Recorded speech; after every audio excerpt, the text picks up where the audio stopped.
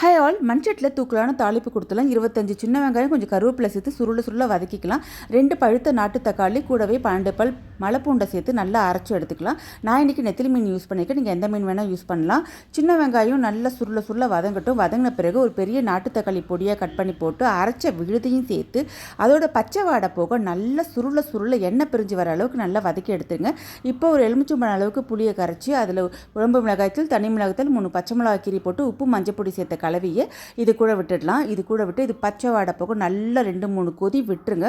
நல்லா குழம்பு கொதிச்சு மனம் வந்த பிறகு கடைசியாக மீனை சேர்த்துருங்க. மீனோடு சேர்த்து ஒரு கொதி மட்டும் வந்ததுக்கப்புறம் அடுப்பை நீங்கள் ஆஃப் பண்ணிடலாம். அருமையான மண்மணம் மாறாத மண்சட்டி மீன் குழம்பு அருமையாக ரெடி ஆகிடுச்சு. ஆல்ரெடி நம்ம ஒகேனக்கல் மீன் குழம்பு கொடுத்துருக்கோம். அதோட லிங்க் கொடுக்குறேன் பாருங்கள். இந்த மெத்தடில் நீங்கள் மீன் குழம்பு வச்சு சாப்பிட்டிங்கன்னா சூப்பராக இருக்குங்க. சான்ஸே இல்லை. பர்ஃபெக்ட் கன்சிஸ்டன்சி அண்ட் பர்ஃபெக்ட் டேஸ்ட்டில் சூப்பராக இருக்கும் ஃப்ரெண்ட்ஸ். இதே மெத்தடில் நீங்களும் ட்ரை பண்ணி பாருங்கள். தேங்க்யூ, பாய், டேக் கேர்.